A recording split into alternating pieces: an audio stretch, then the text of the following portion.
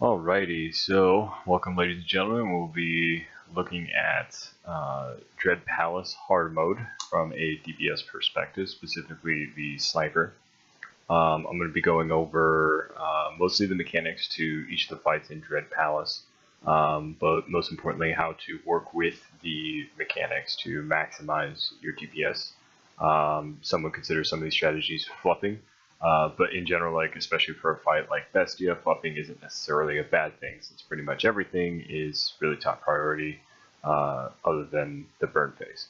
But I'll be going over optimal ways to target swap, AoE, etc.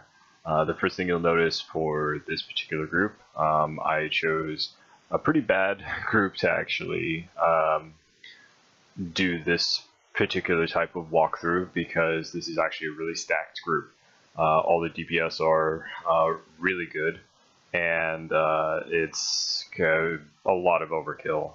It's a gargantuan amount of DPS, so a lot of the mechanics are not necessarily going to be broken, but they're going to be bent a little bit because we have so much DPS, and you're going to be seeing things in this particular fight and in other fights that you won't necessarily see in a pug or in a standard progression group with less DPS than what's shown here. So we're going to jump right in. We'll hit play here, ready, check, going out.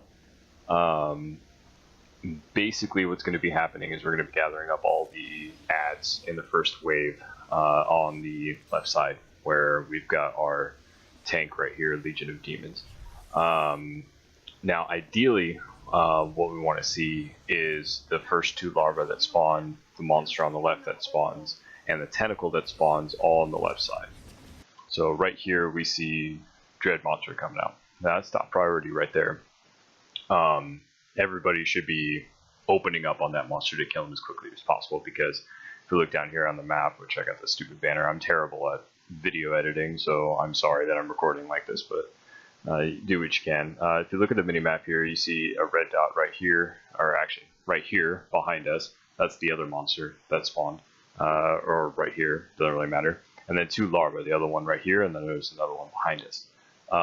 The monsters have a buff, and this is a really important part about maximizing your DPS in this particular fight. When the monsters are near each other, or near Bestia, or both, they get a damage reduction buff.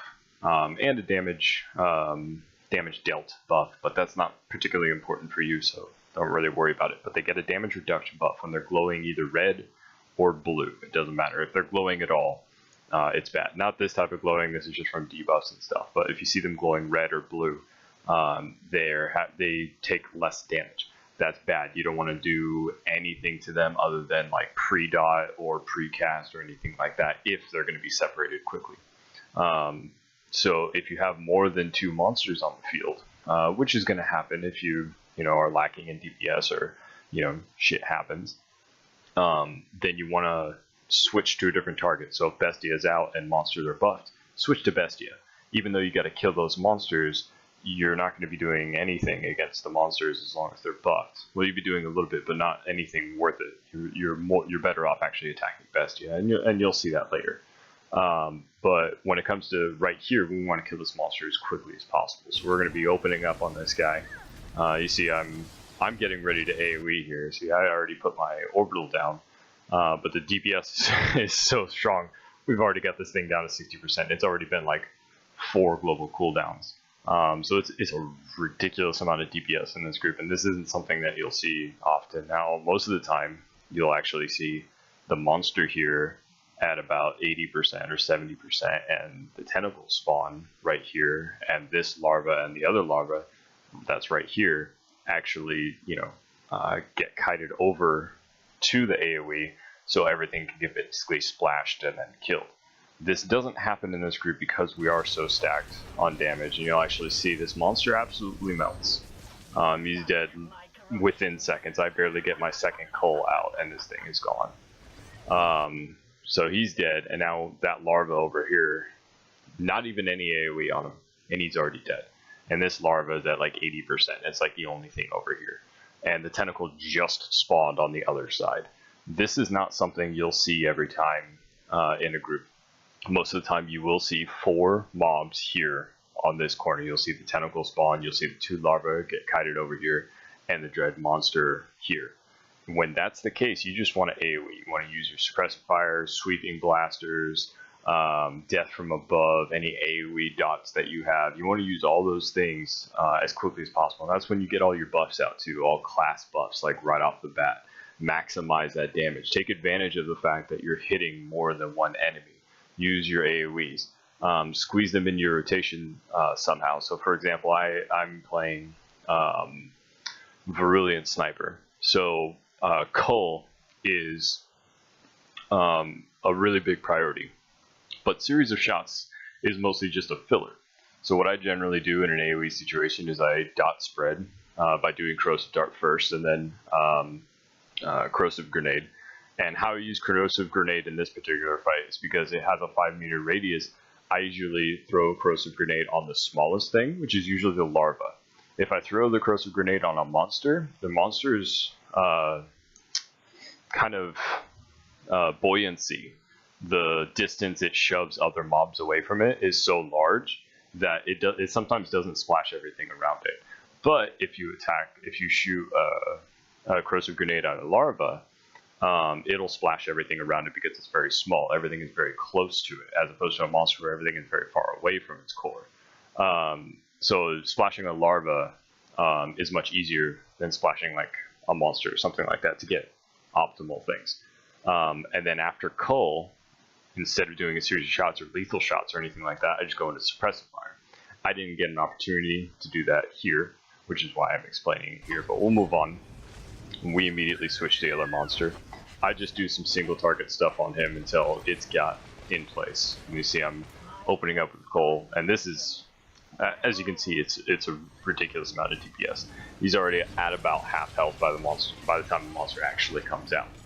And you can see we've got a little bit of damage on the tentacle and a little bit of damage on the monster. They're going down fairly even because we've got a decent amount of splash damage, right? And you see here, what I did here is, you see the dread monster's at about 10%, dread tentacles at about 10%. It's from somewhere between 5 and 10%. And while most classes get execute bonuses, like a certain percentage of damage or activated abilities below 30%, that's useful if the target has a large health pool. And right now they do, but we have a gargantuan amount of DPS. So I'm not going to waste a Cull on attacking these guys or any other abilities on these guys if they're going to die within seconds, like literally seconds. So what I did is I switched over to the new monster that just came out, and I pre-dodged it, right? So I made sure to get a Cull off on them. We can see that, 10 seconds. So I got my Cull off on them, got a couple lethal shots on there, and then I switched over, or I got my one last Cull here, and then I switch over to Dread Monster, get my 2 dots, then I switch back, make sure to finish them off. Figure they're not, high enough health, so I just stick on the monster. I'm playing a dot sustained damage class, so there's no point in me staying on a monster that's literally about to die. And I believe I do something similar here once it gets down to about 10% health. I switch over to the other one. See, this is actually a perfect example. So we'll go back just a little bit. Lethal shot, lethal shot. And lethal shot's really important when something is below 30% health, because the poison damage actually gets that damage buff from Virulence. So you'll see here right after this lethal shot, during the next few abilities, I've already switched over. See, I use Cull. Actually, no, I don't. I delay Cull, so that's actually a problem. Delay Cull by a couple global cooldowns. What I should have done is actually not done that last lethal shot on the Dread Monster. I should have saved the lethal shot, used those 2 global cooldowns to actually put the dots on the monster. Instead, what I did is I got a couple lethal shots off to finish it off, to put the corrosive darts on the new monster, which actually delayed my Cull by a couple seconds. That's a loss in DPS, and that's what you guys got to think about. If you have a priority damage dealing ability like Cull or Unload or your dots or anything you got to keep on a target, you want to make sure that you're target swapping appropriately, right? So if your dot is about to fall off on a target and it's also about to die, you want to make sure you switch to a new target. If you want to finish it off, you can do like single shot stuff like rail shot or a quick wounding shots or something like that. But in my particular case, what I should have done is just switched entirely over to the monster when it got to a certain percentage, because it just wasn't going to live long enough. That's not a problem that you're going to see in every single group. Most groups are not going to have this gargantuan amount of DPS, so what you're going to see is probably stuff everywhere. You're probably going to be using filler AoEs in between your rotations a lot more, because larva will be everywhere. But this particular group had a really, really good time with larva. You see the tanks already handling larva over there. This is our last one. I don't even bother putting anything on it. So here's Bestia. She's down. If your group is low on the DPS end, you will have some stuff out when Bestia comes down, and the tank is going to have to deal with that. And in that particular situation, you want to do the same thing. Now, here's a really this is the survivability part, right? So you can't do damage if you're dead, and if you're DPS, you need to be doing damage. So your second priority, or really your first priority, is survivability. And until now, you really don't have a lot of threat, as long as the tanks are doing their job, right? So monsters aren't going to be attacking you. Larva might be attacking you, but you should just drag them to the tank. Until now, this is when your life might actually be in danger. You see there's two mechanics right here. So there's this yellow circle that comes down, and there's the red circle that targets a player, right? Now, these are two separate mechanics, but they can sometimes coincide with each other, right? So if you get the red circle and you're standing, away from the group, waiting for the red circle, you could potentially actually get this circle as well. It could sometimes be hard to see. You have to keep an eye out for it, right? So you have to look at your feet, and while you have the red circle, very carefully, just put your rotation on a back burner. You should have your rotation memorized, so you should just be doing this stuff, right? If you're melee, you want to run out of the group and just keep walking around. It's also very important to stay within range of the healers as well. See, I'm only about 10 to 15 meters away from the group, so one healer's right here and the other healer's right there. I'm within range of everybody. Everybody's solid right here, so I don't have to worry about dying from lack of heals or anything like that. Took a little bit of damage. I actually used my shield probe a little too early. You gotta make sure that you don't pop your defensives right when you get the buff, otherwise they'll run out by the time it actually ticks. You see right here we've got the other sniper that gets his, and as far as damage goes, this is just a pure single target rotation for a little while. See, he just got hit with the double mechanic, right? So he was he's standing here with the red, right? And you can see the animation right here. See, right under his feet, the red starts going around. It's very subtle because you've got red everywhere, but he does have time to react. And as a sniper, he has roll, which honestly he should have done to save a couple ticks of damage, and he almost died from it. He got really close to dying, so he probably should have rolled. But you'll see it starts red, but it turns yellow, so he does have a little bit of time. See, right here, it's already yellow, and he still has time. He could have rolled right now and wouldn't have taken any damage, because if he rolled, he would have actually got this thing taken care of. But instead, he walks out of it. He takes 2 ticks of damage from the circle, and then the tick from the explosion. So that's bad right there. He easily could have died from that if he didn't have that much health. So that's why you want to move around and watch your feet for those circles while you have the buff on you. And that's pretty much the only thing you have to worry about in this particular phase until the next round of monsters come up, which is going to be pretty soon because she's at 52%. You see this person right here just got the double, and they didn't take that much damage because they walked out of it. So monster comes out, and it's really important here. I'll go back again. You see the monster came out, but Cull is up on my rotation, right? Now, even though the monster is higher priority than Bestia right now, because as soon as a monster comes out, it's higher priority than Bestia, except for the burn phase, I'm still going to do that Cull. because the monster doesn't have any dots on it. It's fresh, right? But I've already targeted. I immediately switched my target to the monster during my cull cast. So I'm ready to actually put stuff on it as soon as my cull casts. So cull is done. The second cull is done, I start dotting the monster. That's how you target swap. As you want to get prepped and ready for this stuff to happen before you actually have to waste global cooldowns. Now here's a good thing, right? So I put my dots on the monster, and I put a cull on it because how the rotation works for Virulence is you can squeeze some dots in and then you got a cull. You want to keep that cull on cooldown. That's how you maximize and sustain your DPS in a fight. As soon as that cull was done, I switched back to Bestia. And instead of putting a couple lethal shots or a series of shots on the monster, I decided to refresh my dots on Bestia. But I don't stay on Bestia, I just put the 2 dots on her, and then I switch back to the monster. And I put my takedown on him, right? And then I continue my rotation, right? So he's at 30%, put some culls out, put a couple lethal shots out.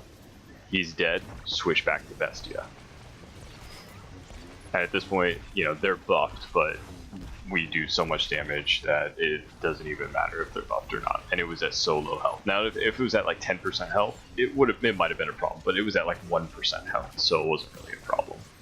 Now, this is where it's going to be different for a lot of different groups, because not every group is going to have enough DPS or enough coordination to kill the first monster before the next wave comes out. But that's the goal. That's what you want to see. You want to see a very even and clean transition between these waves. You don't want to see any ads here in between waves on Bestia until the burn phase starts. So the second wave comes out, and we've got to watch the circles. So tentacles out. I'm in melee range of the tentacle, so I decided to tank it. That's one of the mechanics for the tentacles, is somebody's got to be in melee range, otherwise it keeps casting this stupid stuff, and it's kind of annoying. So tank is dragging the monster over to the tentacle, and at that point we just chill out.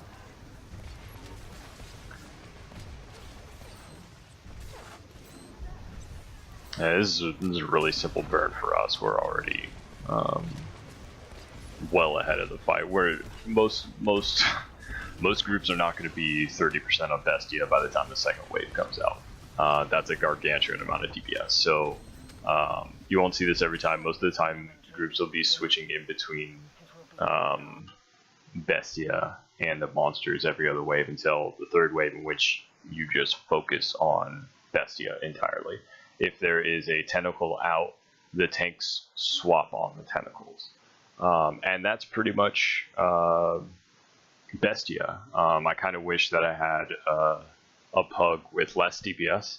I would have been able to show you guys how best to capitalize on AoE, but unfortunately everything died so unimaginably quick that it just wasn't a lot of options for me. So thank you for watching, and if you got any critiques, leave them in the comments below. I'm always eager to learn and hear from other players.